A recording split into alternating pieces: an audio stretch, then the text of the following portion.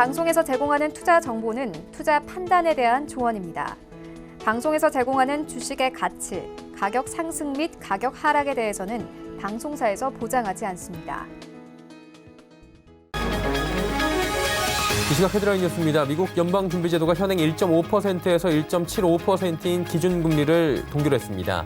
이는 미국의 낮은 인플레이션 압력과 상대적으로 양호한 경제 상황이 반영된 판단인데 중국의 신종 코로나 바이러스 확산에 따른 세계 경제 불확실성이 변수로 작용할 전망이라 설명했습니다. 신종 코로나 바이러스 감염증인 우한폐렴 확진자 수가 2003년 사스 당시를 넘어섰습니다. 중국 국가위생건강위원회는 오늘 전국 누적 확진자가 7,711명, 사망자는 170명이라고 발표했고 티베트마저 확진자가 나오며 중국 전역이 비상사태를 선포했습니다. 삼성전자가 연결 기준 작년 한 해 영업이익이 27조 7,685억 원으로 전년보다 52.84% 줄어든 것으로 잠정 집계됐다고 공시했습니다. 반도체 사업은 비수기 영향으로 실적 하락이 전망된다며 메모리의 경우 상반기 중에 재고 정상화를 추진할 계획이라고 밝혔습니다. 이른바 구글세로 불리는 디지털세 부과와 관련한 글로벌 합의가 임박했습니다.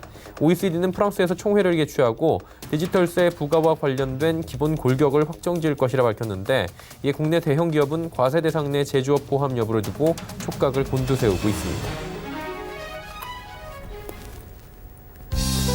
시청자 여러분 안녕하십니까. 오늘장 내일장 출발하도록 하겠습니다. 서정덕입니다. 오늘 시장 다시 급락합니다. 어제 좀 기술적 반등이 올라왔고 어느 정도 좀 전기전자 업종도 올라오면서 분위기가 반전되나 싶었는데 일단 미국 증시 같은 경우에는 보합권 수준에서 마무리가 됐습니다. 테슬라의 호실적이 나왔고요. 기업 실적들은 나쁘지 않았는데 연준에서 회의에서는 조금 전에 전해드렸다시피 기준금리 동결했습니다. 경제 지표나 상황은 나쁘지 않다는 건데 좀 이례적이었죠. 파월 의장이 연준 의장이 중국 신종 코로나 바이러스를 언급한 겁니다. 그 정도로 지금 사안이 중하다라는 부분인 거고요. WHO에서 비상사태 선포 여부를 우리 시각으로 오늘 밤 새벽이고요. 현지 시각으로는 30일 정오에 결정하게 됩니다. 그러다 보니까 시장 자체가 좀 부담으로 작용을 하고 있고 순환매도 오늘은 없습니다. 테슬라 종문에 잠깐 언급을 해드렸는데 테슬라가 깜짝 실적 발표를 했습니다. 그러다 보니까 오늘 테슬라 관련된 종목들만 잘 달리고 있는 모습, 2차 전지 관련된 종목들만 그나마 좀 버텨주는 모습이고 지금 우한 폐렴 관련 테마주들도 순환매도 아니고요. 전체적으로는 내려가고 있고 마스크 관련주들만 워낙에 마스크 품귀 현상이 지금 일어나고 있기 때문에 전체적으로 좀 올라가는 종목들이 보이고 있는 상황입니다. 시장 대응 쉽지가 않을 것 같은데요. 하나하나 정리해 보도록 하겠습니다. 코스피부터 만나보도록 하죠. 2153까지 밀립니다. 일단 지수가 단숨에 또 2150선 지금 터치를 하는 모습인데 다음 살펴보도록 하겠습니다. 보시면 계속 내려옵니다. 이게 한 번의 반등이 없네요. 꾸준하게 2180포인트부터 2150포인트대까지 밀려 내려왔고 이 추세가 50포인트를 깨고 내려갈지 좀 확인을 해야 될 것 같습니다. 수급을 확인을 해보시면 개인만 사죠. 4,853억 원. 그러다 보니까 시장이 밀릴 수밖에 없고 외국인이 어제 선물 쪽에서 좀 사주나 싶었는데 오늘 현선물 시장 강하게 매도가 나오는데 선물 쪽은 1,200계약 정도고요. 현물이 지금 2,048억 원을 매도를 합니다. 그리고 기관도 현물 시장에서 매도를 하는데 연기금만 지금 부원투수로 나타나지만 344억 원 굉장히 적은 물량을 매수하는 정도입니다. 개인이 현선물 시장 모두 매수하긴 하는데 당연히 역부족일 수밖에 없겠죠. 다음 보도록 할까요?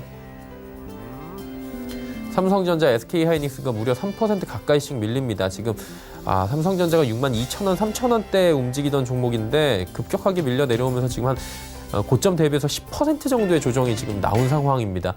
오늘도 지금 낙폭이 꽤 크고요. 하이닉스 역시 10만 원이 무너져서 다시 회복이 안 되고 있는 상황입니다. 실적으로 버티던 삼성바이오로직스 역시 하락하고 네이버가 오늘 실적 발표 나왔는데 일단 장이 워낙에 안 좋습니다. 그나마 좀 한호가 하락하는 정도로 버티는 모습이네요. 다음 보도록 하죠. 현대차도 결국 실적으로 버티다가 3%가 밀려 내려옵니다. LG화학 올라가는데 일단은 LG화학이나 사실 많이 빠지는 SK이노베이션, 삼성 SDI는 어닝 서프라이즈 나왔죠. 전체적으로 2차 전지 배터리 관련된 업종 자체는 오늘 반짝하는 모습들을 보여주는데 이게 반짝이라고 표현하긴 뭐한 게 계속해서 지금 성장 가능성이 크다라는 얘기들이 나오고 있는 상황입니다. 이런 하락장에서 2.69% 상승 굉장히 또 반갑죠. 나머지 종목들 모두 하락합니다. 다음 보도록 하죠. 삼성 S데이 전해드렸다시피 올라갔는데 상승폭 많이 줄어들었네요. 지금 증권가에서 목표가 30만 원 중반대까지 지금 잡고 있는 모습도 오늘 포착이 됐고요. LG생건도 지금 실적은 잘 나왔습니다. 그리고 목표가 160만 원 잡는 곳들도 증권가에서 나오고 있는데 실적 자체는 이게 중국향이 강하기 때문에 당장 1분기 실적은 안 좋을 수 있다라고 얘기가 나올 수밖에 없고 지금 실적 시즌입니다. 모비스가 영업이익 2조 3,593억 원, 전년 동기 대비 16.5%가 올라가고 있다. 일단 현대차 3인방들 다 잘 나왔습니다. 이렇게 따지면 결론적으로 다 잘 나왔고요. 올해 V자 반등 기대해도 좋다라는 이야기가 어느 정도 신빙성이 있어 보입니다. 신한지주 올라갑니다. 다음 보도록 하죠. 657.78입니다. 2% 가까이 빠지네요. 많이 빠지네요. 다음 보도록 하죠. 하루간의 흐름 보시면 역시나 그대로 쭉 밀려 내려옵니다. 강하게 밀려 내려오는데요. 수급을 볼까요? 답합니다. 지금 기관, 외국인, 동반 매도 나오고 있고요. 투신만 지금 14억 원 정도 매수가 들어오고 있는데 나머지 주체들이 모두 팔다 보니까 코스닥도 속절없이 무너지는 상황입니다. 시총 상위주들 분위기도 그렇게 좋지가 못합니다. 셀트리온 헬스케어도 어제 급등, 오늘도 상승 흐름 쭉 가져가다가 지금 상승폭 많이 줄였고요. HLB부터 스튜디오 드래곤까지 모두 빠집니다. HLB가 지금 10만 원 붕괴됐고 96,000원대까지 밀려 내려갑니다. 스튜디오 드래곤 전일 큰 폭의 상승 나왔는데 오늘은 또 조정 나오네요. 다음 보도록 하죠. KMW 많이 빠지는데 오늘 5G 관련된 종목들 어제 오늘 계속 조정이 나오는 게 5G가 성장성이 굉장히 부각이 되면서 올라왔습니다. 지금 초창기인데도 실적이 많이 올라오고 있고 대장주 KMW도 마찬가지인데 이게 중국 쪽에서 설비 투자가 좀 돼야 되고 중국향 매출이 나와야 되는데 당장 중국에 지금 진입이 안 되는 상황입니다. 지금 전세기조차도 잘 못 들어가는 상황이고 여객기 운항도 지금 중단이 된 상황이기 때문에 공사를 하고 여러 가지 시설을 까는 데까지 시간이 좀 걸릴 수 있다. 매출 증대가 좀 늦춰질 수 있다라는 전망이 나오면서 5G 관련 종목들도 된소리를 함께 맞는 모습이고요. 슈젤 올라가지만 메디톡슨 빠집니다. 원익 IPS, 헬릭스미스 모두 빠지는데 헬릭스미스가 8만 원이 붕괴가 됩니다. 다음 보도록 하죠. 솔브레인도 지금 10만 원 얼마 전까지 움직였는데 또 빠지고 있고요. 오늘은 SK머티리얼즈, 메지온, SFA 다 빠집니다. 파라다이스가 22,000원까지 최근에 갔었는데 순식간에 빠져내려오면서 주가가 17,000원 이하까지 밀려 내려오는 모습도 확인이 됩니다. 뿐만 아니라 호텔신라, 현대백화점, 여러 가지 집객이 되는 곳들 그리고 중국 관광 매출이 많은 곳들은 속절없이 무너지는 상황입니다. 다음 보도록 하죠. 환율인데 이게 좀처럼 움직이지 않던 환율이 올라가네요. 1180원대 뚫고 올라가는데 90원대까지 좀 올라가는 모습이 나올까요? 이게 지금 매물대가 좀 있는 상황인데 어떻게 당국이 또 움직일지 환율도 좀 예의주시를 하셔야 되는 상황입니다. 금일본 방송에서 제공해드리는 정보는 투자 판단에 대한 조언일 뿐입니다. 해당 주식의 가치와 수익률 보장해드리지 않는다는 점 참고해 주시길 바랍니다. 1시 58분 지나고 있고요. 이 시각 특징주 정리해드립니다. 정모경 캐스터입니다. 네, 우한 폐렴으로 인한 불확실성의 약세를 이어가는 목요일 장입니다. 어제 반등의 기미를 보였던 양시장이 오늘 1% 넘게 급락하는 모습인데요. 이 시각 이슈 종목들은 어떤 게 있는지 지금부터 만나보시죠.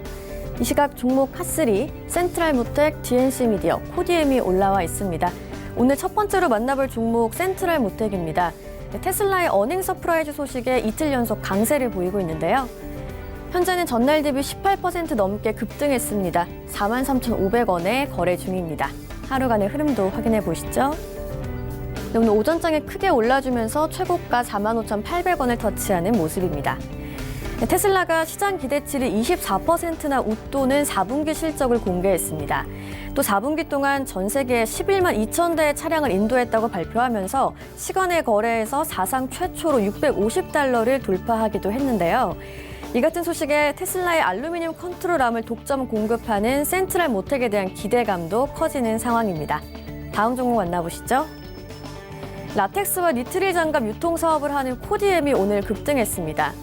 현재는 가격 제한폭까지 올랐고요. 거래가는 594원입니다. 하루간의 흐름도 확인해 보시죠. 오전 11시를 조금 앞두고 수직 상승하면서 상한가를 터치하는 모습입니다. 항공업계가 중국 노선 승무원에게 마스크와 라텍스 장갑 착용을 지시하면서 우한 폐렴 감염을 방지하고 있는 것으로 알려졌습니다. 이와 관련해서 코디엠의 의료용 장갑 유통 사업이 부각되면서 오늘 상승세를 보이고 있는데요. 한편 코디엠은 주요 주주로 있는 퓨처 메디신의 코로나 바이러스 치료제 특허 등록 및 개발 소식도 오늘 함께 전했습니다. 오늘의 마지막 종목 만나보시죠. 웹소설과 웹툰 콘텐츠를 제작하는 DNC 미디어가 오늘의 마지막 특징주로 올라와 있습니다. DNC 미디어는 현재 전날 대비 8% 넘게 올랐고요. 거래가 25,100원입니다. 하루간의 흐름도 확인해 보시죠. 오늘 상승폭을 키워나가면서 장중 52주 신고가를 경신하는 모습입니다. DNC 미디어는 올해 웹소설과 웹툰 유료 시장 성장이 가속화되면서 수혜를 입을 것으로 보입니다.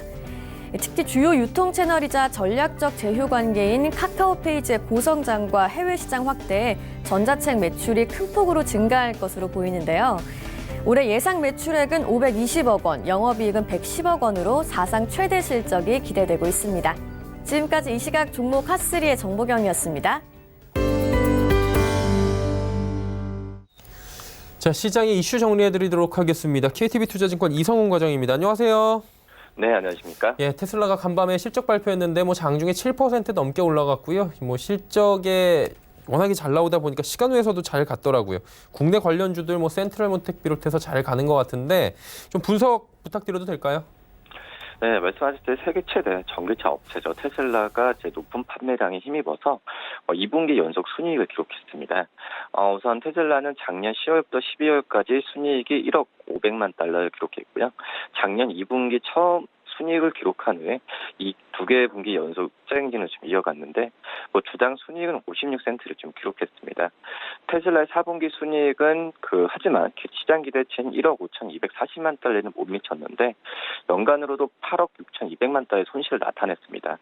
테슬라의 작년 4분기 매출액은 73억 8천만 달러로 시장 기대치인 69억 9천만 달러를 초과했고요.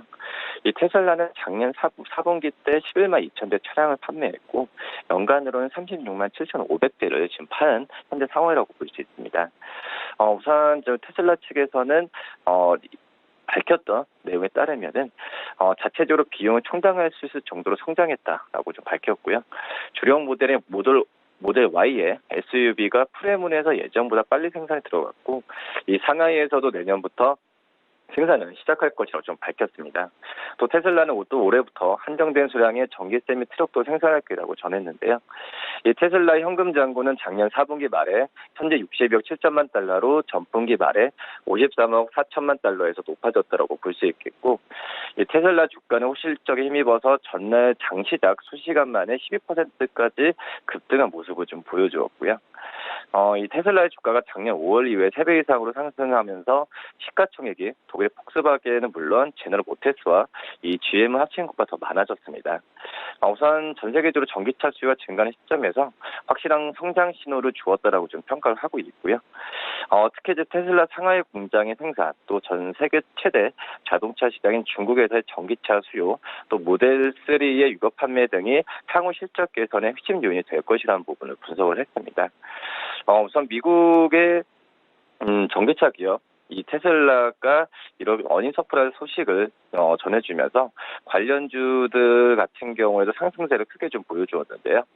특히 대표적으로 우리나라에서는 테슬라 자체 부품을 공급하는 것으로 알려진 이 MS 오토텍이 상승세를 좀 크게 보여주고 있고, 또 테슬라의 또 컨트롤 암을 공급하는 센트럴 모텍과 또 테슬라의 PC 데이터를 공급하는 우리 산업 같은 경우 상승세를 좀 보여주고 있습니다. 그밖에 아무그린텍, 또 용화금속, 화신테크, 계양전기 같은 테슬라 관련주로 불리는 종목 모두 상승세라고 볼 수 있겠고, 또 2차전지 관련주도 강세를 보여주는 점이 특징이라고 볼 수 있겠고요. 특히 대표적인 2차전지 관련주 대장주죠. 삼성 SDI, LG와 SK 이노베이션 같은 경우에도 테슬라 실적 호조가 이 투자 심리 우호조로 작용하면서 지금 현재는 약간 주가가 오전장의 상승분을 약간 반납한 모습 보여주고 있지만, 지금 현재 삼성 SDI 같은 경우에도 신고가를 오늘 좀 기록을 했습니다. 특히 삼성 SDI 같은 경우에는 영업이익이 작년보다 79.4% 늘어날 것이라는 평가가 좀 나와주면서 실적에 대한 기대감이 커지고 있다라고 볼 수 있겠고요. 올해 같은 경우에는 전기차 부분 매출이 작년보다도 77.7% 증가할 것으로 추정되고 있는데, 여기 전자재료 부분의 수익성 호조도 예상된다라고 볼 수 있겠습니다. 우선 이 전기차 부분의 경우에는 어떻게 보면 전반적인 수요 확대가 예상되는 상황이라고 좀 볼 수 있겠고, 특히 유럽 고객사의 본격적인 전기 자동차가 출시로 인해서 이 공급이 확대될 예정이라는 부분입니다. 또 최대 시장인 중국의 재진입할 가능성도 주가에 긍정적이라고 좀 판단이 되고 있고요. 또 전자재료 부분 수익성도 나아질 거라는 전망입니다. 우선 국내 디스플레이 업체의 대형 유기 발광 자이오죠. 이 OLED 생산 확대와 또 투자 진행, 또 반도체 업황 회복과 이 출하량 증가 등이 예상되는 상황이고요. 또 국내 액정 디스플레이, 그러니까 LCD 패널 생산 축소는 좀 부정적이긴 하지만 이 중국 업체의 대형 패널 비중 증가는 이 편광 필름의 이 평균 공급 단가 상승으로 상쇄할 가능성이 크다라는 게 평가이기 때문에 이 삼성 SDI의 올해 좀 실적과 주가에 대해서 관심을 가져보는 게 낫지 않을까 이렇게 판단됩니다. 그리고 FOMC 좀 여쭤봐야 되는 게 FOMC 뭐 금리 동결은 당연했다라고 이야기를 하고 있습니다. 근데 이유 좀 더 구체적으로 얘기가 나온 것 같은데 금리 정책에 대한 전망들까지 함께 좀 들어볼까요? 네, 우선 지금 1월 정례 FOMC 회의가 끝났는데요. 우선 금리 동결 결정됐습니다. 우선 거의 다 뭐 금리 동결은 예상했던 상황이고, 무난한 결과라고 좀 판단이 되고 있고요. 우선 연준 같은 경우가 당분간 현재 금리 수준을 유지하겠다는 뜻을 밝혔지만, 미국과 중국의 2차 무역 협상에 대한 불확실성, 또 신종 코로나 바이러스 감염증이죠. 이 우한폐렴 확산에 따른 글로벌 경기 침체 가능성 등을 감안할 때는 연내에 한두 차례 금리 인하가 가능할 것이라는 전망이 좀 나와주고 있고요. 우선 증권가에 따르면 연준은 지난 밤까지 진행된 FOMC 1월 정례회의에서 우선 정화정책 기준금리 연방기금 금리를 현행 1.5에서 1.75%로 유지를 했다라고 부분을 좀 결정을 했고요. 우선 작년 7월 말 이후에 세 차례 연속 기준금리 내렸다가 또 지난달에 이어 두 달째 지금 동결을 지금 결정하고 있는 상황인데, 금리 결정 직후에 발표된 어떤 성명서 문구는 거의 기존과 거의 유사했다라고 볼 수 있겠고, 다만 이제 기업 투자와 수출 부진이 지속되는 현재 상황에서 이 가계 소비 증가 속도가 강하다는 표현에서 완만한으로 하향 어떤 조정됐다라고 볼 수 있겠습니다. 이번 FOMC 회의를 앞두고 시장에서는 금리 동결 유력하다는 부분을 예상을 했는데, 시장에서는 이번 회의에서 지난 10월부터 시행하고 있는 연준의 단기 재정증권 매입과 또 레포 시장의 개입에 대한 어떤 언급이 나오지 좀 주목을 했습니다. 이 연준은 단기 재정증권 매입은 최소 6월까지는 단행한다는 스탠스는 유지를 한 가운데, 최소 1월까지로 언급했던 레포 개입은 최소 4월까지로 좀 연장을 했고요. 이 연준의 단기 유동성 공급 종료 시점이 다소 미뤄진 현재 상황인데, 이 유동성 확대 정책의 마무리 신호가 나오고 있다는 해석도 있지만 시장에서는 일단 안도하는 반응이 우세하다고 볼 수 있겠습니다. 눈여겨볼 점은 제롬 파월 의장의 신종 코로나 바이러스에 대한 언급인데, 이 바이러스 확산에 따른 이 여행 제한, 또 비즈니스 중단 등으로 중국, 또 아마도 전 세계적 경제 활동에 일부 차질이 있을 수 있다라는 게 이 파월 의장의 기자회견에서 내용을 좀 밝혔고요. 그렇기 때문에 매우 좀 주의 깊게 지금 상황을 파악하고 있다는 부분을 전했습니다. 특히 시장에서는 이제 우한폐렴으로 인한 경기 둔화 가능성과 이로 인한 통화 정책의 변화 여지를 남겨둔 발언이라는 해석이 좀 제기되고 있고요. 제롬 파월 연준 의장은 작년 10월 말에 마지막 금리 인하 직후에 동결 기조를 유지하겠다는 뜻을 밝혔는데, 이번 FOMC에서도 동결 기조에 특별한 변화가 없었다는 부분 밝혔고, 하지만 증권가에서는 조심스럽게 연내에 1회에서 2회의 금리 인하가 가능할 것으로 지금 현재 점쳐지고 있고요. 이번 FOMC는 통화정책 결정 부분에서 소비에 대한 평가를 하향했고, 또 낮은 물가에 대한 보다 적극적인 대응 의지를 내비쳤다는 점에서 어떤 완화적인 부분이 좀 더 컸다라고 좀 생각이 되고 있고요. 기준금리는 당분간 현 수준으로 유지하는 상황이지만, 이 낮은 수준의 물가, 또 중국과의 1단계 합의 성사에도 2020년 미국의 내수 경기 둔화 추세가 이어질 것이라는 전망이 좀 우세하다라고 좀 볼 수 있겠습니다. 마지막으로 이제 연준은 기준금리 만장일치에 대한 동결, 또 대칭적인 물가 목표 달성을 상당 기간 금리수 유지 방침을 시사했기 때문에 어떻게 본다고 한다면 금리 동결 아니면 금리 하향 쪽으로 올해 계속 유지를 하지 않을까 이렇게 생각이 됩니다. FOMC 이야기까지 들어봤습니다. 오늘 말씀은 여기까지 듣겠습니다. 고맙습니다. 네, 감사합니다. KTB투자증권 이성훈 과장과 함께했고요. 이슈 칼럼 바로 이어갑니다.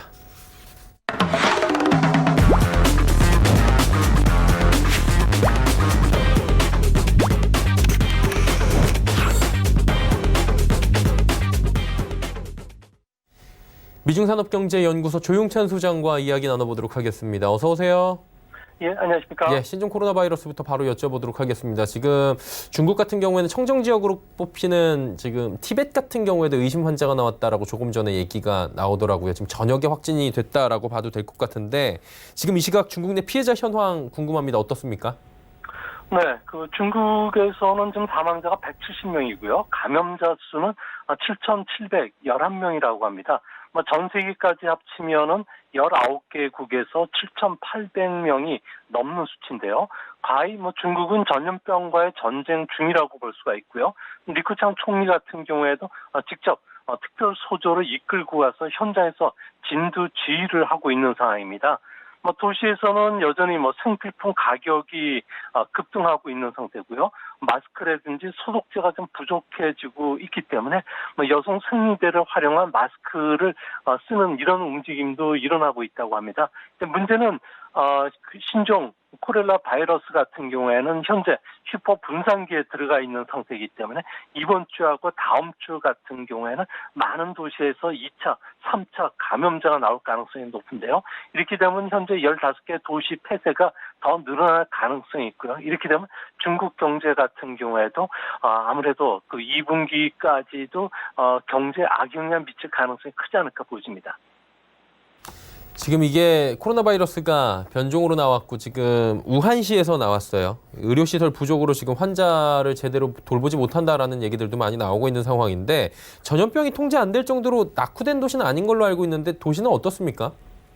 네, 우한시를 포함한 후베이성 같은 경우에는 전체 폐렴 환자뿐만 아니라 사망자의 거의 80% 이상이 집중이 되고 있는데요. 이 때문에 중국 정부 같은 경우에도 10일 만에 총력전으로 2,300벨트의 규모 병원 2채를 2월 5일까지 완공할 예정으로 있고요. 또 외부에서도 6,000명의 의료진들을 지금 대거 투입하고 있는 상황입니다. 우한 같은 경우뿐만 아니라 후베이성 같은 경우에는 시진핑의 핵심이라고 할 수 있는 인물들이 이 지역의 시장과 성장을 하고 있는데요. 이 때문에 중국 제조 2025와 관련해서도 아무래도 우대를 많이 받아왔습니다. 첨단 해외 기업 유치 활동도 상당히 활발했는데요. 프랑스, 독일, 미국, 일본 같은 경우는 주재원 수가 1,000명 가까이 됩니다. 가족까지 상주에 있기 때문에 프랑스 마을 다양한 국제학교도 있고요. 외국 병원도 있고 그리고 프랑스 같은 경우에는 중국과 공동으로 중국 최대 바이러스 연구소까지 만들어줄 정도로 현대적인 시설을 갖고 있는 것입니다. 문제는 좋은 하드웨어를 갖췄지만 제대로 된 방역 프로그램을 갖추지 못했는데요. 또 쉬쉬하다가 초기 방역망까지 뚫리게 됐기 때문에 지금 2차, 3차 감염자들이 계속 일어나는 상황이라는 점에서 우한 같은 경우에는 현재 패닉 상태에 좀 빠져 있는 그런 모습입니다. 우리 경제인들도 우한시에 좀 교류가 잦다라고 하는데 이야기 조금 더 들어볼 수 있나요? 네, 우한 같은 경우에는 조금 전에도 말씀드렸듯이 반도체 디스플레이를 비롯해서 650개 자동차 관련 기업들이 집중되고 있기 때문에 우리 기업들 같은 경우는 이 지역에 활발하게 진출했었고요. 또 우한강철, 둥펑자동차, 중국 선박공업집단과 같이 대형 기업뿐만 아니라 첨단 기업들과 관련된 벤처 기업들이 상당히 많습니다. 이 때문에 우리 기업들의 부품, 소재 수요가 워낙 많은 곳인데요. 이 때문에 SK종합화학 같은 경우는 생산 공장도 갖고 있고요. 삼성전자, 포스코, 기아차, LG 디스플레이, LS전선과 같은 주요 협력사들이 많이 진출되고 있습니다.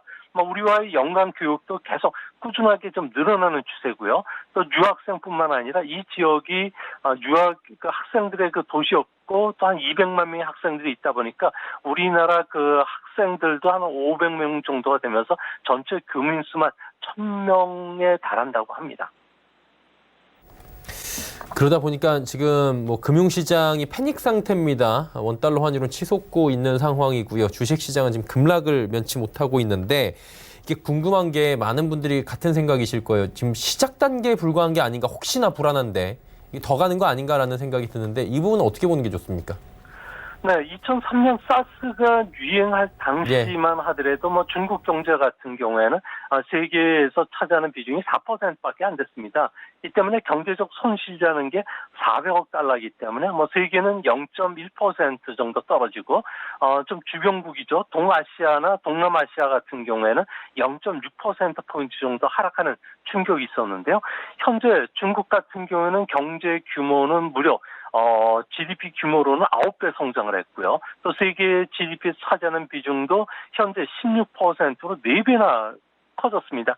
이뿐만 아니라 사람, 돈, 상품의 흐름이 워낙 커지고 빨라졌기 때문에 사스 이상의 경제적 충격을 줄 것이라는 것은 누구도 의심치를 않는데요.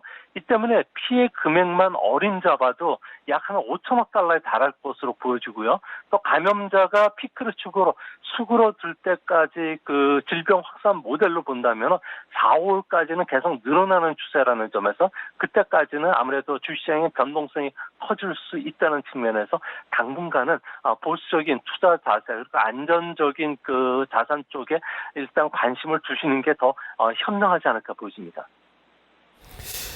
2003년 사스 조금 전에 잠깐 말씀해 주셨는데 많이 닮아 있다 뭐 이런 얘기들 하고 많이 비교들 하더라고요. 언론에서도. 비교를 구체적으로 해보자면 지금 어느 수준에 와 있는 상황이고 이게 유행이라고 표현하긴 뭐하지만 끝이 언제쯤 날지를 좀 생각을 해볼 수 있나요? 네, 2003년도 같은 경우 저도 저기 증권회사에서 투자 분석을 하면서 많은 설명회도 가졌는데요. 이 당시 사스 유형은 5개 과정으로 진행이 됐었습니다. 1단계는 중국 정부가 정보 공개를 안 하면서 불안과 공포가 확산이 됐는데요. 이런 현상들이 작년 12월 달에 우한 폐렴이 발생하면서 그때 상황과 너무 닮아 있다는 겁니다. 두 번째 단계는 중국 정부가 수치를 발표하지만 너무 현실과 동떨어져 있고요. 이 때문에 사회 전체가 공황 상태에 빠지면서 도시 탈출 사태들이 일어났습니다. 현재 우한을 비롯한 15개 도시 같은 경우는 봉쇄령이 내려질 것이라는 소문이 나면서 일순간에 대규모 탈출이 일어났던 것도 똑같고요. 3단계는 지금입니다. 소문에 꼬리를 물고 계속 악성 루머를 재생산하고요. 내부 고발자들이 잇따르고 있다는 겁니다.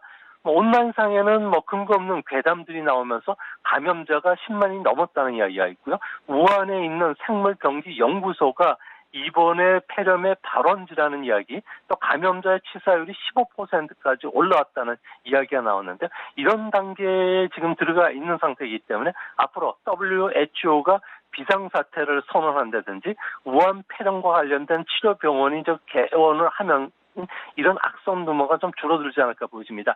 앞으로는 4단계, 5단계가 남아 있는데요. 4단계는 중국 정부가 WHO와 함께 해외 정확한 정보를 공개하고 국제사회로부터 검역 강화 요청을 해주는 그 경우가 됩니다. 이렇게 되면 2차, 3차 감염자가 나오더라도 아무래도 중국 정부가 또 세계가 같이 공동으로 쓰기 때문에 확장을 막을 수는 있을 거로 보여지고요. 마지막 단계는 대유행이 마무리되면서 환자 수가 눈에 띄게 격감하고요. 해외 거주자들이 귀국하는 경우입니다. 이런 경우는 대부분 5월에 한 6월 정도쯤 출산이 되는데요. 현재 우한 폐렴과 관련해서는 6.2일마다 2배씩 증가하는 추세이기 때문에 우한시에서만 이미 홍콩 대학 같은 경우에는 질병 확산 모델로 4만 4천 명 정도가 감염이 됐을 거로 추정을 하고 있기 때문에 아무래도 5월달 이후부터 이런 수치들이 떨어진다면은 아무래도 주식이라든지 아니면 그 다른 금융 상품과 관련해서 투자를 할 수 있는 기회가 찾아오지 않을까 보여집니다. 그리고 영국 파이낸셜 타임스가 올해 1분기 중국 경제 성장률이 지금 신종 코로나 때문에 30년 만에 최저다 뭐 이런 전망을 내놨습니다. 사스 때보다도 심각할 것이다라는 얘기인 것 같은데 이 경제 전망률은 어떻습니까? 성장률은? 네, 최선의 시나리오를 보면요. 아주 우한 폐렴은 조기 제압하는 경우가 있습니다. 이렇게 되면은 2월 중순에 환자 수가 절정을 치고 3월 말에 종식이 된다면은 1분기 GDP 성장률은 4%까지 떨어지겠지만 2분기부터는 중국 정부가 지준이나 금리를 인하시키는 여러 가지 정책을 통해서 빠르게 회복이 될 수가 있을 겁니다. 최악의 시나리오는 2분기에도 종식이 되지 않고 사드 때보다도 사망자가 더 늘어난다면 올해 전체적으로도 4%대까지 성장이 떨어지게 되는데요. 이렇게 됐을 경우에는 아무래도 광역 부품 공급망이 핵심인 우한 같은 경우에 중국 경제에 주는 영향은 상당히 크지 않을까 보여집니다. 사스 때는 교통 통제만으로 2개월 정도 이런 교통 통제가 그쳤는데요. 이 당시 보면은 성장률이 2분기에 9.1%로 전분기보다 2%포인트 정도 떨어졌는데요. 그리고 나서 3분기부터는 다시 10%를 회복을 했습니다. 특히 그 민간 소비의 40%를 차지하는 관광, 오락, 외식, 교통 같은 경우에는 아무래도 큰 충격을 받긴 했지만 이후에는 빠른 속도로 회복이 됐기 때문에 아무래도 최선의 시나리오로 가는 게 중국 경제나 우리 경제로 봤을 때는 좀 좋지 않을까 생각이 됩니다. 북한 같은 경우에는 발빠르게 지금 국경 폐쇄를 했습니다. 그런데 북한은 사실 중국 쪽에서 들어오는 관광 수입이 외화, 즉 달러나 여러 가지 돈을 버는데 경제 활동에 굉장히 큰 영향을 끼친다라고 하는데 경제적 충격이 좀 있지 않을까라는 분석도 있더라고요. 이 부분은 어떻습니까? 네, 지난해 중국 관광객은 북한을 35만 명이 방문했고요. 1억 7,500만 달러를 쓸 정도로 캐시박스였습니다. 하지만 북한 같은 경우는 방역 장비가 턱없이 부족하고요. 기초 의약품이 없기 때문에 한 번만 발병한다면 대유행으로 번질 수가 있는 상황입니다. 이미 이런 사태는 돼지 콜레라 사태에서도 우리가 봐왔는데요. 북한 같은 경우에는 식량, 외화, 식수 부족이라는 그 3중고에 시달렸지만 올해는 전력 부족난에다가 의약품 부족까지 5중고에 시달리고 있기 때문에 우한 폐렴을 예방하거나 방역할 수 있는 능력이 없다는 겁니다. 이 때문에 국경 폐쇄 소식이 알려진 다음 날 북한의 암 시세는 일 위엔에 북한 돈으로 1,350원까지 무려 17% 넘게 떨어졌는데요. 앞으로 그 북한 같은 경우에는 고난의 행군이 재발될 가능성이 크다는 점에서 정부가 좀 나서야 될 시점이 아닌가 이렇게 보여집니다. 우리 정부도 지금 심각성을 인지를 하고 긴급 회의 소집하고 여러 가지 대안을 내놓고 있는데 이 대안에 조금 더 보태주신다면 어떤 얘기를 해주실 수 있을까요? 아무래도 스페인 독감 때 전 세계적으로 4천만 명이 사망했는데요. 인적 왕래가 뜸했던 1919년만 하더라도 우리도 스페인 독감에 걸려서 10만 명 넘게 사망을 했다고 합니다. 감염 자체가 들어오는 건 막을 수는 없는데요. 하지만 바이러스를 감소시킬 수 있게끔 철저한 소독 같은 경우를 해야 되겠고요. 또 감염 경로를 차단하기 위해서 검역 강화라든지 의료 지침을 지금보다 강화시켜야 되지 않을까 보여집니다. 또 개인적으로도 가급적 붐비는 장소나 밀폐된 공공장소를 피하면서 눈, 코, 입을 청결하기 위해서 반드시 손을 씻는다든지 자주 양치질, 가글, 또 알코올 소독제를 항상 갖고 다니면서 바이러스가 체내 침투하는 것을 막는 것도 효과적인 방법이 되지 않을까 보여집니다. 지금 청와대 청원 게시판 보면 50만 명이 넘게 중국인들의 입국을 지금 거부해야 된다 이런 얘기들이 있습니다. 현실성이 떨어진다라는 지적과 당장이라도 좀 비자 발급을 거부해야 된다라는 이야기가 또 팽팽하게 국내에선 맞서고 있는 상황인데 만약에 입국 금지를 한다면 경제적 측면의 후폭풍이 만만치 않을 텐데요. 네, 중국에서는 어려울 때 함께하는 친구가 진짜 친구라는 말이 있는데요. 예. 미국 같은 경우에는 우한 폐렴과 관련해서는 의료 지원, 백신 개발을 돕겠다고 나서고 있고요. 일본 같은 경우에도 우한 지역에 마스크 100만 장뿐만 아니라 민간에서도 마스크 보내기 운동, SNS를 통해서 계속 응원의 메시지를 계속 보내고 있다고 합니다. 하지만 우리나라 입장에서는 중국에 도움이 되는 이런 행동도 없이 단지 그 중국에 있는 한국인들을 바로 출국시키겠다고 하면은 아무래도 중국 쪽에서는 전세기와 관련해서도 그 걸림돌이 될 가능성이 크고요. 또 여행 기피 현상이 일어날 수가 있습니다. 정부가 직접 나서기보다는 중국과의 관계를 고려해서 항공사들이 스스로 운행을 중단하는 게 더 효과적인 것으로 보여지고요. 정부의 같은 경우에는 검역을 강화한다든지 격리시설을 만든다든지 그리고 인간 면역 결핍 바이러스와 관련된 치료제를 더 확보하는 이런 노력이 더 필요한 시점이 아닌가 이렇게 보여집니다. 예, 오늘 말씀은 여기까지 듣도록 하겠습니다. 고맙습니다. 예, 감사합니다. 미중산업경제연구소 조용찬 소장과 함께했고요. 종목 이야기 바로 출발합니다.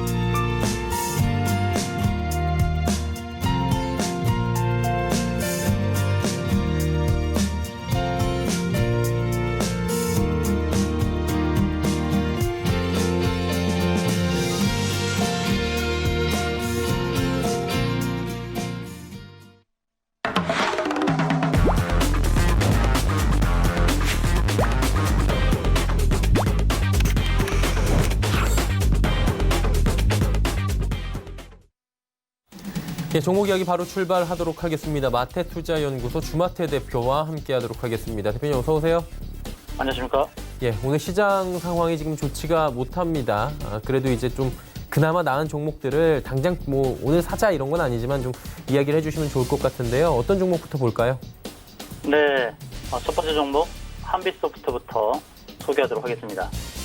한빛소프트는 게임 서비스 제공하는 회사인데요.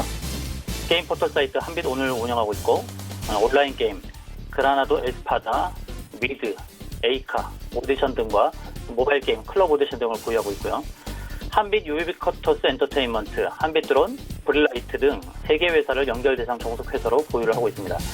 올해 모바일 전략 역할 수행 게임 이제 삼국지 난무, 그리고 오디션 지적 재산권을 활용한 모바일 게임 퍼즐 오디션, 그리고 에스파다 모바일 버전, 3인칭 슈팅 게임 등 다양한 게임을 이제 국내외에 론칭할 계획을 갖고 있고요. 동사는 지난해 모바일 게임 도시 오브 M을 론칭하면서 게임업계 최초로 낚시 예능 게임 장르를 개척했으며 신작 게임들을 통해서 유저들에게 이제까지와는 다른 새로운 재미를 선사한다는 방침을 세우고 있습니다. 신작 라인업 중에서도 일본 스퀘어 에닉스와 공동 개발하고 있는 남부 삼국지 난무와 건슬링거에 주목할 필요가 있습니다. 두 게임 모두 스퀘어 에닉스의 기준 IP로 전작에서 각각 500억, 2천억 원 전후에 매출을 올린 바 있어 기대가 되고 있고요. 또 100% 지분을 가진 자회사 한빛 드론을 통해 드론을 유통하고 교육 등의 문화 콘텐츠를 생산하는 드론 사업도 영위 중에 있습니다. 드론 사업 매출 증가로 동사는 매출 다각화를 점차 시현하고 있고요. 또 사우디가 한국에 드론 대공방어 체제 도움을 요청했다고 알려지면서 자사인 한빛 드론이 부각되기도 했었습니다. 이외에도 자회사 브릴라이트를 통해 블록체인 게임 플랫폼을 구축하는 등 블록체인 사업 또한 전개하고 있어 미래 사업 진행이 기대가 되고 있죠. 지금 여러 가지로 코로나 바이러스 때문에 문제가 되고 있는데 지금 뭐 제약주라든지 또는 마스크 관련주 올라가고 있는데요. 또 게임주들이 또 각광을 받을 수가 있습니다. 지금 주가가 바닥을 형성하고 있는 지금 저가에 매수할 수 있는 절호의 기회가 아닌가 그렇게 보고 있고요. 지금 쌍바닥을 형성하고 있는 그런 상황이 됐고요. 오늘 또 4% 하락을 하면서 바닥권 진입을 하고 있는데 전 저점이 2,955원이고요. 오늘 저점이 3,025원입니다. 제시드린 손절가 3,000원이었지만 조금 더 아래로 전 저점이 2,955, 2,950원 선까지 손절가로 잡고 쌍바닥을 잡고 있는 상황에서의 저점 매수 대응도 괜찮아 보인다 이렇게 말씀드릴 수 있겠고요. 목표가는 3,600원을 잡도록 하겠습니다. 목표가 3,600원, 손절가 3,000원 아래로 2,950원 정도로 잡고서 매수로 대응하시는 게 좋겠다는 말씀 드리면서 한빛소프트 먼저 말씀드렸고요. 두 번째 종목은 파미셀이 되겠습니다. 파미셀은 줄기세포 치료제 제조, 판매, 연구하는 회사인데요. 또 성체 줄기세포 보관 사업도 하고 있고 또 줄기세포 배양액, 함유, 화장품 개발 사업 등을 담당하는 바이오 사업 부문도 보유를 하고 있습니다. 또한 정밀 화학 부분에서 의약 중간체 제품을 제조 판매하는 케미컬 사업 부문도 영위를 하고 있습니다. 수지 상세포를 이용한 항암 치료 백신 개발 과제를 수행하고 있는데요. 보건복지부의 첨단 의료 기술 개발 사업에 선정이 되어서 23억 원의 연구비를 지원받아서 내년까지 지금 연구를 하게 되었습니다. 연구 과제는 골수 조혈 줄기세포 유래 차세대 수지 상세포를 이용한 항암 면역세포 치료제 개발이고요. 난치성 전립선암과 난소암을 대상으로 진행이 되고 있습니다. 항암 치료 백신의 효과를 높여서 상업화 가능성을 높일 수 있는 새로운 기술이고 정부에서 인정하는 기술력임을 감안할 때 앞으로 성장성이 기대된다고 할 수 있겠습니다. 동사는 작년에 매출액이 전년 대비 15% 증가한 325억 원, 영업이익은 전년 대비 655% 증가한 20억 원을 기록해서 최대 실적을 달성했다고 밝혔고요. 당기순이익은 47억 원으로 흑자 전환에 성공을 했습니다. 올해는 강경변 치료제, 또 발기부전 치료제, 차세대 항암 면역 치료 백신의 본격적인 임상 진입이 이루어질 것이기 때문에 추가 성장의 동력이 될 것으로 보여지고 있습니다. 현재 주가의 흐름을 보시게 되면 기타 코스닥 주식, 줄기세포 관련 주식들의 그런 저가 행진에 비해서는 탄탄하게 지금 지지를 받고 있는 상황인데요. 오늘은 장중에 지금 5% 하락하는 모습을 보이고 있지만 앞서 한빛소프트를 추천드렸던 것처럼 저가 매수할 수 있는 절호의 기회다라는 말씀을 드리겠고요. 이처럼 제약 바이오 업체들이 실적이 좀 부족한 가운데서 거품이 끼고 있다는 그런 논란이 있는 가운데 파미셀은 작년도부터 제대로 된 실적을 내고 또 올해도 기대되는 실적이 있기 때문에 실적을 바탕으로 해서 상승할 수 있는 그런 종목이다라는 말씀을 드리겠습니다. 목표가는 9,500원을 설정하고요. 손절가는 7,600원을 설정하고 대응하도록 하겠습니다. 세 번째 종목 오로라가 되겠는데요. 오로라는 캐릭터와 완구 전문 기업입니다. 핑크퐁의 아기상어가 빌보드 차트에 오르면서 관련 상품들이 큰 인기를 끌었었지요. 오로라의 경우는 아기상어 캐릭터 인형과 완구 등을 개발해 생산하는 기업인데요. 국내에는 최근 들어서 알려졌지만 그간 미주 시장에서 브랜드 인지도 2위, 그리고 러시아 및 영국 시장에서는 1위를 차지하고 있는 회사입니다. 또 신비아파트 캐릭터 완구 제조 및 판매 라이선스 독점 수혜입을 전망을 갖고 있는데요. 넷플릭스에서 방영 중인 유후 구조대 시즌2도 반응이 상당히 괜찮았거든요. 시즌3 역시 긍정적인 반응이 이어지게 되면 추가 계획을 하게 될 것으로 여겨지고 있습니다. 한편 그간 해외 등지에서 이름을 높인 오로라 월드는 주 매출을 차지하던 완구 사업을 기반으로 콘텐츠, 인공지능 기술 기반의 스마트 토리 사업으로 미래 먹거리를 확보하고 있죠. 지난해 5월 오로라 월드는 R&D 능력을 인정받아서 정부 프로젝트인 월드클래스 300기업에 선정되기도 했습니다. 차트 흐름을 보시게 되면 계속해서 이제 핑크퐁과 관련된 이슈가 나올 때마다 이제 상승했다가 또 점차 잊혀지면 또 하락하고 그러는데 중요한 것은 핑크퐁 아기상어 관련된 삼성칠 출판사라든지 토박스 코리아 등 회사들과 비교해서 실적이 뒷받침되고 있다는 것입니다. 안정적인 실적을 기반으로 하기 때문에 저점에서 매수 공략할 수 있는 절호의 기회가 아닌가. 목표가는 이제 13,600원을 잡고요. 손절가는 11,700원을 제시해 보도록 하겠습니다. 지금 일봉상에서 보게 되면 이제 지지 라인을 이제 체크를 해야 될 텐데 지금 240선인 11,800원이 지지 라인이 될 것으로 보여지는데요. 그 자리를 깨면은 이제 손절을 해야 되겠죠. 그래서 손절가는 러프하게 이제 11,700원을 잡도록 하고 목표가는 13,600원을 제시하도록 하겠습니다. 예, 그리고 지난 시간에 MC넥스 말씀해 주셨는데 흐름 어땠는지 궁금하고요. 이번 주에는 어떤 종목이 좀 괜찮아 보이시는지 여쭤볼까요? 네, 지난주 이제 MC넥스를 추천드렸고요. 추천드린 이후로 이제 43,350원까지 상승하고 전체 코스닥 시장의 하락과 더불어서 오늘 마이너스 5% 흐름을 보여주고 있는데요. 지금 MC넥스의 경우는 박스권의 움직임이죠. 34,400원대부터 4만 원대까지 박스권 이제 움직임을 보여주고 있는데 박스권 하단을 34,000원을 잡고 박스권 상단을 4만 원을 잡고 이렇게 대응하시는 방법이 좋을 것 같습니다. MC넥스는 매출액이라든지 영업이익이 굉장히 가파르게 증가를 하고 있는데 작년 기준으로 보게 되면 재작년에 비해서 영업이익이 2배 이상 올랐고 또 올해도 매출액이 작년에 이어서 1조 이상 달성할 것으로 전망이 되고 있습니다. 그래서 지금 저가를 형성하고 있는 상황에서 매수하기 굉장히 좋은 것으로 보여지는데 아까 말씀드렸던 박스권 하단 34,000원대가 온다 그러면은 저를 매수 기회로 노리고 매수 진입하시는 게 좋겠다는 말씀드리고요. 그 박스권 상단인 4만 원 부근 오면 매도하는 전략으로 그렇게 트레이딩 전략을 말씀드리도록 하겠습니다. 네, MC넥스 말씀해 주셨고요. 오늘 짧게 볼 종목 잠깐 설명해 주시죠. 오늘 단기적으로 다음 주까지 볼 수 있는 종목 이제 파미셀을 말씀드리려고 하는데요. 아까 말씀드렸듯이 제약바이오 업종 중에서 그나마 실적을 기반으로 하고 있고 또 정부 지원하는 제약기업으로서 인정되는 그런 부분이 있습니다. 또 기타 제약바이오 업종이 지금 최근에 주가의 조정에 따라서 가파른 하락을 보이고 있는 가운데서도 그래도 어느 정도 하방 지지력을 가지고 움직이지 않느냐 이렇게 보고 있습니다. 그렇기 때문에 다음 주 당장 목표가를 설정드린 9,500원 간다라고 보장하지 않습니다만 일봉상에서 보게 되면은 지금 241선, 그 1년의 평균 이동 평균선 가격대 그 부분까지는 상승하지 않을까. 그래서 목표가 9,500원을 갖고 대응하시는 것으로 단기 조건 추천적으로 말씀드리도록 하겠습니다. 예, 파미셀까지 이야기 들어봤고요. 오늘 말씀은 여기까지 듣도록 하겠습니다. 고맙습니다. 네, 고맙습니다. 예, 마태투자연구소의 주마태 대표와 함께했고요. 내일의 종목 330 바로 이어갑니다.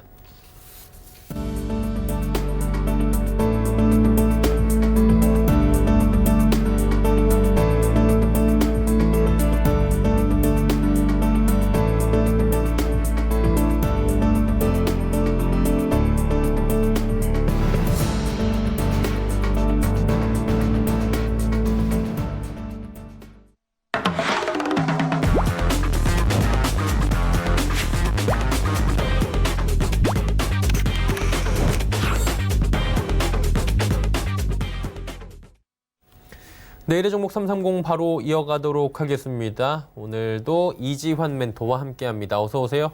안녕하세요. 예, 주제부터 바로 살펴보도록 하겠습니다. 오늘 함께 나눠볼 이야기 우한 폐렴 관련 급락 시 외국인이 집중 매수한 종목. 사실 많이들 빠지는데 그래도 오르는 종목 오르고 사는 종목은 사잖아요. 어떤 얘기인지 좀 자세히 들어보도록 하죠. 네, 제5한 폐렴 사태가 오늘도 시장에 좀 충격을 주면서 사실 이제 예상치 못했던 급락이 조금 크게 나오고 있습니다. 아마 이런 이제 중간중간 간헐적인 시장에 대한 충격이 몇 번 정도 더 올 수 있는데 지금 현재 이제 우리가 시장을 볼 때 좀 생각해 봐야 되는 부분들이 대부분 지금 이제 외국인들이 매수를 해서 시장을 좀 끌어올렸고 이 증시가 외국인 중심으로 올라와 있는데 이런 급락이 나왔을 때 사실 매수 주체가 외국인이기 때문에 예전에 어떤 시장의 외부적인 충격에 의해서 급락에 들어가게 되면 매수 주체가 외국인일 경우는 그 물량을 일시에 틀지 못하기 때문에 왜냐하면 외국인들이 매수한 물량을 시장에 전부 털어버리면 시장 충격이 굉장히 커버리기 때문에 주지 못하기 때문에 이럴 때 외국인들이 대응하는 방법은 파생 쪽에서 선물과 풋옵션 쪽으로 헤지를 강하게 걸게요. 대비하는 모습을 좀 보여줍니다. 근데 사실 오늘 같은 경우도 우리 시장 급락이 나왔지만 미국 나스닥이나 미국 쪽의 선물을 보면 움직임이 이 정도로 크게 떨어지지 않고 있고요. 아시아 시장만 급락을 하고 있는데 외국인들이 풋옵션이나 선물 옵션 쪽에서 움직임을 좀 보면 전혀 해지조차도 걸지 않는 모습을 좀 보이고 있거든요. 그렇다면은 오늘 이 삼성전자 실적 발표와 맞물리면서 일부 IT 쪽에서 차익 실현 매물이 나오면서 시장이 오히려 충격을 조금씩 크지 않은 범위 안에서 시장에 좀 충격을 주는 모습을 좀 보여주고 있습니다. 어쩌면 이제 이런 플레이가 조금 의도된 부분이 있을 거라는 생각이 좀 들 수도 있고요. 왜냐하면 전체적으로 이런 외부 충격에 대해서 파생 쪽에서 해지를 걸지 않는다라는 부분은 상당히 의아스러운 부분이거든요. 그렇게 본다면 이 시기에 외국인들이 과연 시장에 충격이 왔을 때 어떤 종목들을 매수하고 있는지는 우리가 한 번쯤 꼭 체크를 해볼 필요가 있다. 왜냐하면 외국인들이 파생 선물 옵션 쪽으로 강하게 해지 혹은 수익을 얻기 위한 포지션을 걸지 않으면 충격은 간헐적으로 오지만 충격은 길지 않다라는 지금까지 시장의 경험을 좀 볼 때 오늘 충격은 굉장히 뼈아프게 보이지만 지나고 보면은 오히려 이때 매수할 수 있는 기회였을지도 연중으로 보면 모른다라는 점을 꼭 한번 강조를 좀 드리고 싶고요. 그런 점에서 지금 현재 외국인들이 집중적으로 매수한 종목을 좀 보면 가장 많이 매수한 종목이 좀 특이한데요. 그날 우리가 완패를 왔던 당일날 아모레퍼시픽입니다. 아모레퍼시픽 중국 소비재 관련돼서 굉장히 큰 폭의 하락을 다 대부분 맞았는데 오히려 이때 이제 외국인들은 집중적으로 좀 매수를 했고 공매도 쇼커버링도 있겠지만 아모레퍼시픽 같은 경우는 중국의 화장품 전문점이 지금 이제 론치를 했습니다. 그래서 유통망을 직접 이제 구축하면서 코어가면서 구축하는 부분이 있기 때문에 아마 외국인들은 특히 장기적으로 보는 펀드는 이번 기회에 오히려 아모레퍼시픽을 조금 매수할 수 있는 기회다라고 좀 생각을 한 것 같습니다. 두 번째는 이제 KT엔진인데 KT엔진 같은 경우는 물론 이제 방어적인 성격도 좀 있고요.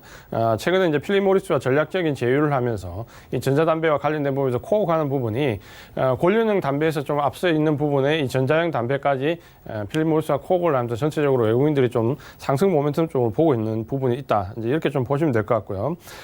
세 번째가 이제 삼성 SDI입니다. 삼성 SDI는 지금 보시는 것처럼 2차 전지 관련된 종목들이 그나마 이 하락 속에서 좀 버티는 종목들인데 대부분 보시면은 LG 아까 삼성 SDI를 좀 놓고 보면 제가 이 시간 통해서 말씀드렸지만 4분기 실적을 놓고 봤을 때 그 반영 정도를 봤을 때는 처음에는 LG화학이 앞서 나가지만 오히려 삼성 SDI가 좀 더 강할 수 있다라는 부분 그 부분 좀 참고하시면 될 것 같습니다.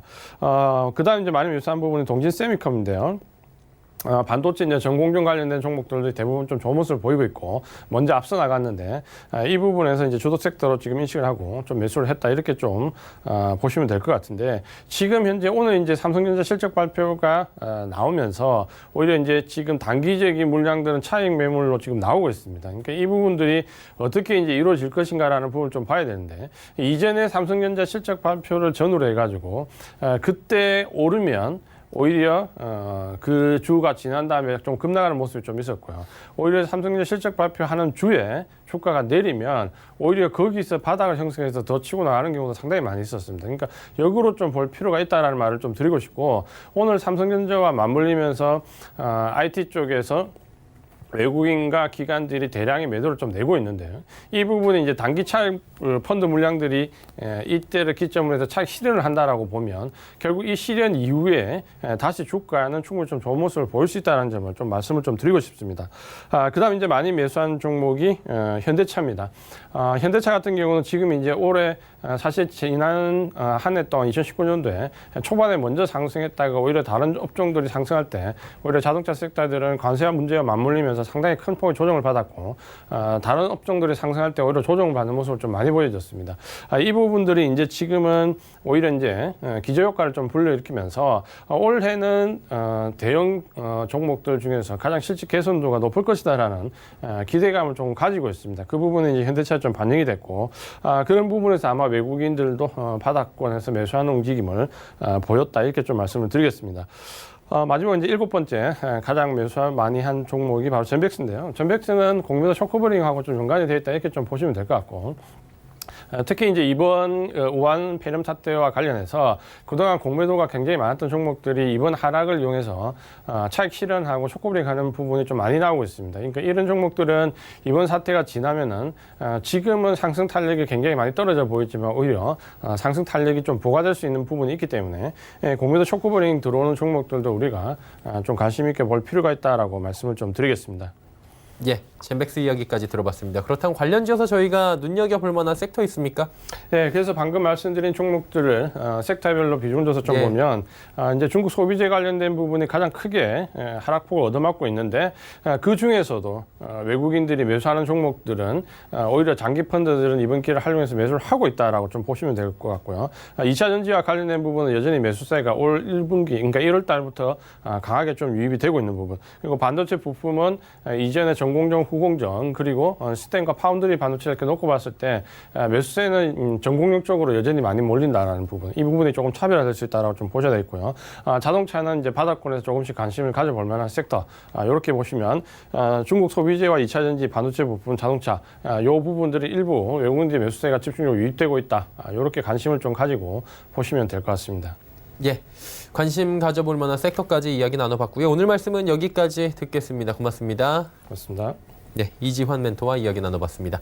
금일 본 방송에서 제공해드린 정보는 투자 판단에 대한 조언이었습니다. 해당 주식의 가치와 수익률 보장해드리지 않는다는 점 참고해 주시길 바랍니다. 저희가 준비한 소식은 여기까지입니다. 잠시 뒤에는 마감 임박 60분의 승부 바로 이어지니까요. 채널 고정해 주시기 바랍니다. 고맙습니다.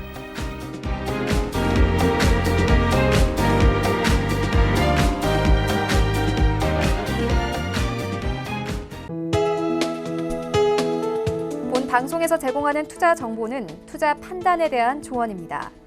방송에서 제공하는 주식의 가치, 가격 상승 및 가격 하락에 대해서는 방송사에서 보장하지 않습니다.